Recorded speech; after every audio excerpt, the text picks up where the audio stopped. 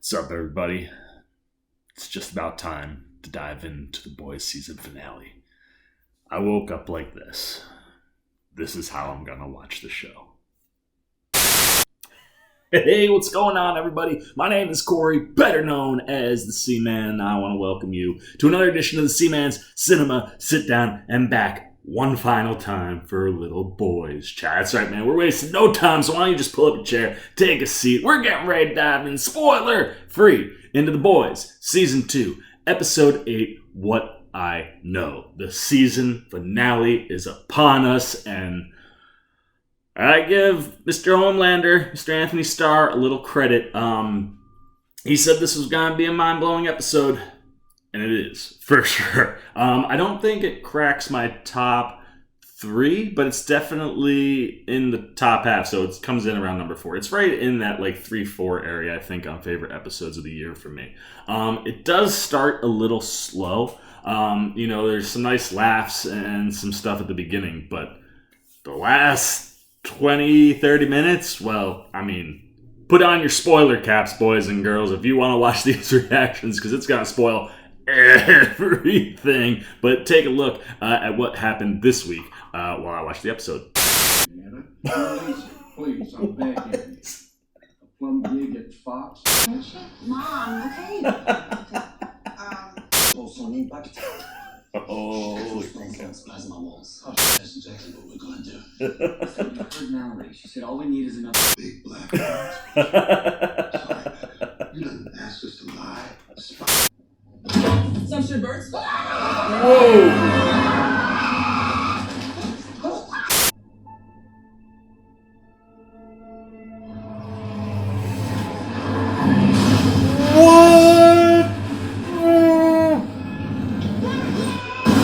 Oh no!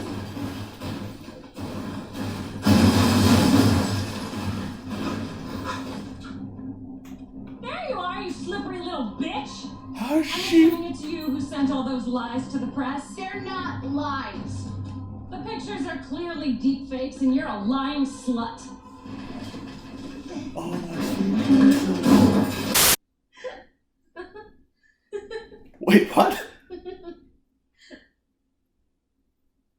And what are you laughing at?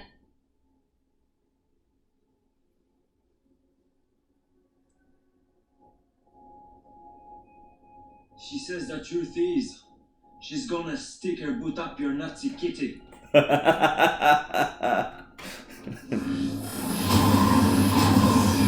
Oh! Let's go!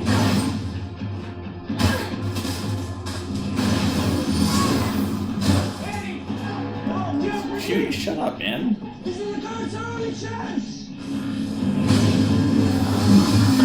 Oh!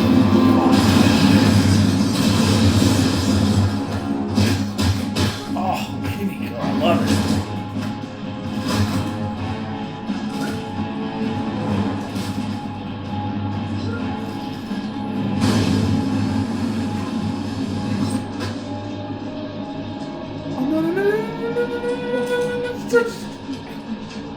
No!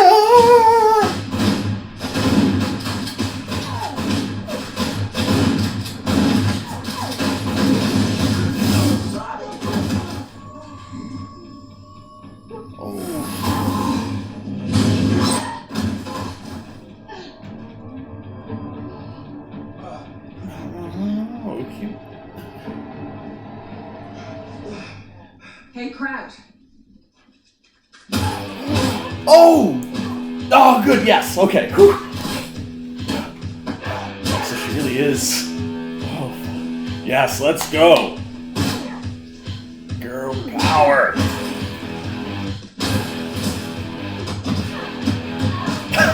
I love it.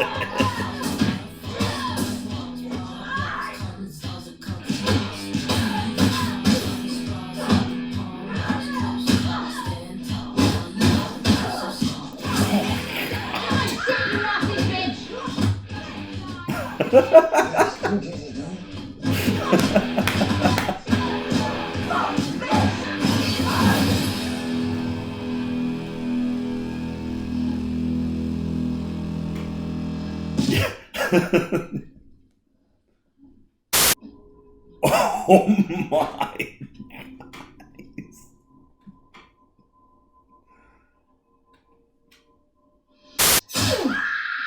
Oh shit! You fucking bitch. Get him! Come on! Yes!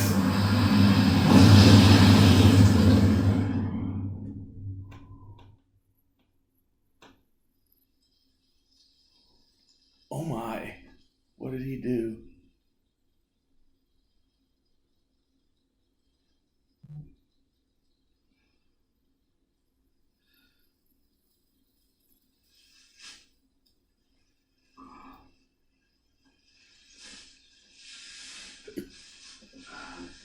Oh my god!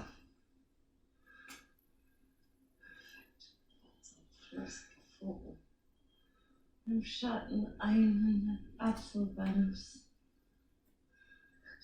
Oh, that means he is way more powerful than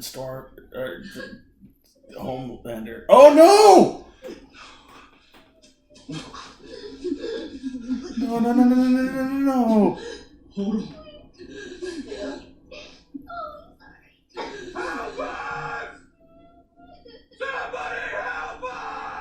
Come on, Homelander. Somebody.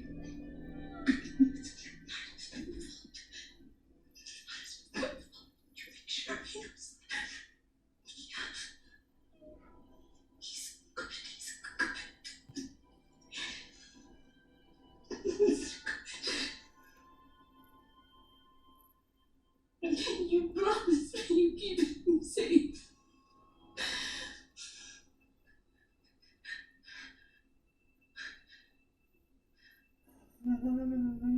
No.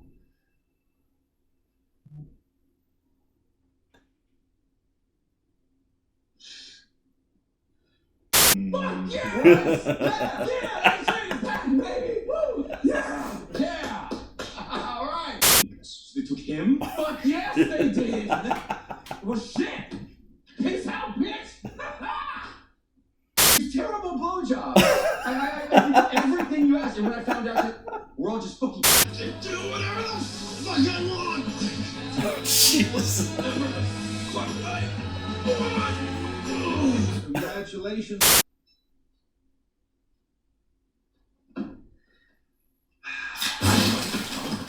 Oh! Who's doing this?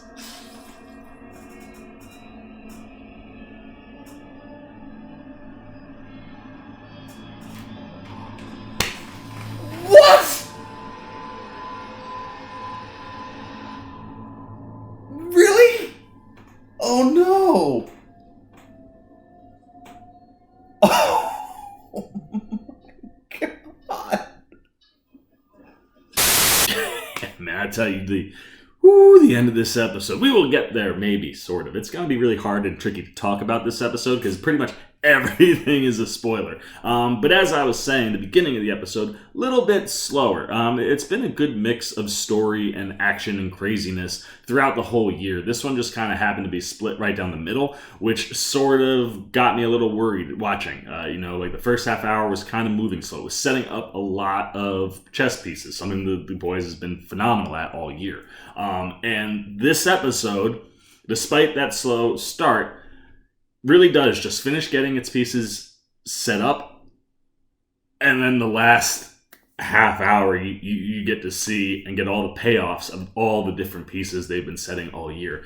And in that first half hour, like I said, it's going to be hard to talk about things, but essentially coming off of what happened at the end of the last episode and the beginning of this episode gives a wonderful recap of the season. It's really ridiculous how many exploding body parts there were and ridiculous moments. But coming off of what happened at the Senate hearings last week, that kind of creates the first problem, the kind of core root of all the problems that kind of surround this episode. And, obviously, like I said, we're getting payoffs everywhere. So when you look on the boys' side of things, We're going to get payoffs to the Butcher Becca storyline, and obviously Ryan being mixed in there, Homelander's kid.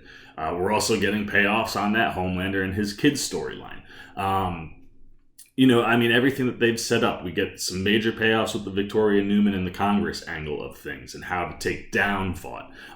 We find out, everybody that we've kind of met at this point, we get to see where they're at, including our soups. We get payoffs for A-Train and the Deep, Starlight, Maeve, and then obviously Stormfront and Homelander. The episode really is set up at the beginning. We kind of just get all the pieces lined up, and then all hell breaks loose. And what I really enjoy, I guess, about this episode is the twists that you don't see coming. Things that kind of pop up that make sense as certain people figure out certain things. And it allows for a really fun episode for the boys. They're kind of all in different places. We're spending time with Kimiko and Frenchie still. Butcher is ready to just end everything, man. We saw that look in his eyes at the end of last week. And we get to see the boys gearing up to just end everything. And naturally, Huey would have issues with that. So there's an angle for him and Starlight again this episode. And that's kind of what the first half is. It's setting us up to, can Huey and Starlight find something to kind of stop the boys from just going, completely nuclear meltdown mode? Or is it just going to be, we got to throw the gloves off and go take down these soups because look at what they're doing. The whole concept is, the boys know that Vought is behind everything that happened at the Senate hearing. So, F them. We gotta just stop it from happening, whatever the consequences. And we set everything up. They paused, they give Huey and Starlight a chance to go figure some stuff out. And that story, oh man, genius weaving of storylines play into that one and give you some really satisfying moments. And moments that set up even more satisfying moments for some of the characters that we like, but don't like. A lot of the soups are, you kind of feel both ways on all of them. There are things you like about them and things you don't like about them. But there's some nice stuff that gets set up for some of the characters that are involved in that storyline. And, we also are able to kind of set the stage for some stuff with Maeve and obviously, stuff that's going on with Butcher and Becca. And that kind of is what gets us to the popping of the head moment, if so to speak. No heads explode in that moment, but when things pop off, it's kind of surrounding that Becca and Butcher story angle and what they're trying to do. That also kind of spins out from last week. And what you see with Homelander being a dad this week is interesting, to say the least. And I think we actually see some legitimate, true honesty from Homelander for once.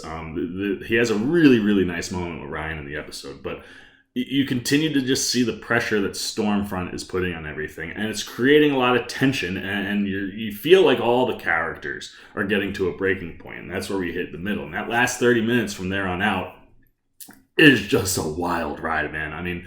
Plenty of entertaining moments, plenty of superpowered moments. The girls get it done line from the show all season kind of gets a bit of redemption, so to speak, in a really, really wonderful sequence. And like I said, the last half hour is a lot of fun. You get to see all the things that you love to see. You get to see our soups doing things, and we get to see powers on display. And we get moments that we don't see coming and shocking moments, and couple throwaway things. There was one moment that I thought was going to be very traumatic, and then it just seemed like it was fine.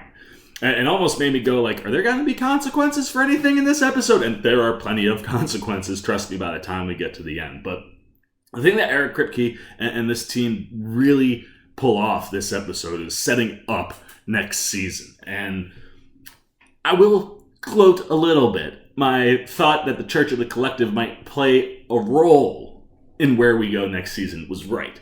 How they play that role, not exactly what I saw coming. But there's some really interesting stuff, and we learned some stuff about the Church of Collective this episode. It kind of plays into the things that are starting to build for next season. And after we get through all of the stuff that just makes you go, whew, this is why I love this show. They hit you with one more twist right at the end that just makes you go, oh, damn. Like, even when you think you've gotten all the surprises that you're going to get, you figured out all the things that you can figure out, lay one more thing on you that just makes you go, damn it, now I got to wait for next season. And I cannot wait for next season because where everybody ends up leaves everybody in some interesting places. Let's just say the last couple shots we see of Homelander in this episode continue to play into the fact that this guy is unstable, and there's just an absolutely ridiculous thing that we get to see for how his story ends on the year. It was interesting to watch at the most. And on the flip side of Homelander, you have Butcher. And where Butcher ends up this season, also kind of an unexpected place, and kind of a really interesting element to his story and how things could play. It leaves us in a spot where I'm not sure what Butcher's next move is, but the conclusion for his story this year, it's some of the stuff that hits the hardest. So I like seeing where our two kind of leaders of our two groups, the Soups and the Boys, kind of end up. And then as far as everybody else, I mean, I like where we end up with Mother's Milk, with Kimiko and Frenchie, Huey.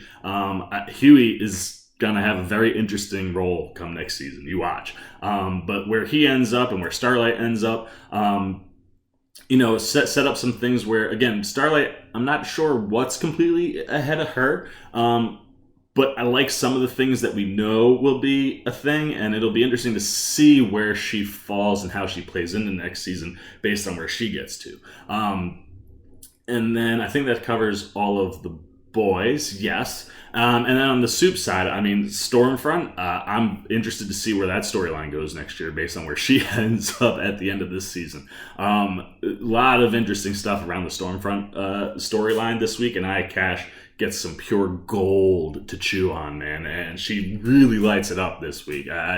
She gets to a place where I was just like, damn, man, like that girl, man, was on fire all year long. So I'm very interested to see where we go there. A-Train in the Deep, where they're at, is very interesting as well. And I look forward to seeing where that goes and how those types of things play out. And I, again, am still looking forward to Maeve. Like I said, we got a little bit of Maeve this week, but it's kind of brought her story and character to a place where it's like, I'm excited to see what we get next year. So the stage was set for the finale, and it needed a little bit more setup. I could have probably used a little bit more of what we get the last half hour in the first half hour. But that build in the first half hour was perfect as far as the storytelling goes. And that's the one thing that I always give credit to this team about, is that they don't let the storytelling fall by the wayside. No matter what it is they're doing, and no matter how big an episode might get, they don't lose the storytelling and the character development. And that's one of the reasons that the show is so special. So I'm okay with a slower first half when you get the payoffs that you get on the back half. As far as the things that, Kripke and his team are talking about, subject matter that's just, stuff that exists inside the Boys universe, but certainly plays with real world elements. It's just interesting to see some of the things that they play with in the show, to have the show coming out now and some of the things that we have seen in the last 8 months kind of be applied in the show. And you're like, this was in this show. I mean, one, it just shows that some of the issues that we have socially are so problematic and continual that you can write something before things happen and then have something come out after things happen and go, oh man, it must have been influenced by that, even though it's not. But it continues to just show how relevant this show is and how smart and ahead thinking that the team is. The types of issues and things that they're looking at are overall problems that can kind of pop up at any time. And they have interesting things to say. So on the overall season, I obviously loved season 2 of The Boys. I'd probably still give the edge to season 1 just because season 1 came out of nowhere. We had no expectations for it, and it was so amazing. But to have expectations for a show and have those expectations, I feel, be met, is super impressive for season 2, and it gets me excited for season 3. I mean, Everybody was on their A game this year. They really had some interesting moments. They gave us some really great superpower stuff and like pop visual moments all year long. And at the end of the day, this was just a really, really satisfying season. And while it might not have been my favorite episode of the year, I thought a very satisfying conclusion to that season. So for me, 2 big old thumbs up for The Boys Season 2, and specifically What I Know, the season finale. I thought they nailed what they had to. Took a little bit of time to get there, but like I say, the building always pays off when you get the payoff that you get, like at the end of this episode. So I like that they tied everything up too, and then built a little bit of stuff to kind of get us ready for next season. So I'm pumped, and I can't wait to see Season 3 get off and running whenever that lands. So those are all the Seaman's non-spoiler thoughts for an episode I didn't think it'd be easy to talk about. I certainly talked. So the question is, what are you thinking? What do you think about what I'm thinking on the finale, on the season as a whole? Where am I right or where am I wrong? Where do we agree or disagree? What worked and didn't work for you all season, as well as the finale? What did you think of the finale? Did it meet your expectations? Did it live up to what the season built all year? Or did it fly in just a little bit under where you wanted it to be? Anything you're thinking about What I Know, the finale, and Season 2 as a whole for The Boys goes down below in the comment section. As always, if you enjoyed this video, please give me a thumbs up. And if you're new, you want to come hang out with the Seaman anytime we're talking movies, TV, trailer reactions, get ready for, you want to be here for The Boys Season 3. You want to be here for my Spooktober. If you've been following along, you've seen a lot of Spooktober content, doing horror reviews all month long. You want to be here for all those things. You like the Seaman and you want to show a little love, you haven't yet, then I urge you to come join the Sea Maniacs. Jump over there and hit that subscribe button. Hit that little bell if you want those alerts. And until next time, The Boys Season 2, thank you. We had a great ride, and I look forward to talking to the boys next season. But until we see each other again, for the Seaman Cinema Sit Down, I've been the Seaman. I'm signing off. Peace.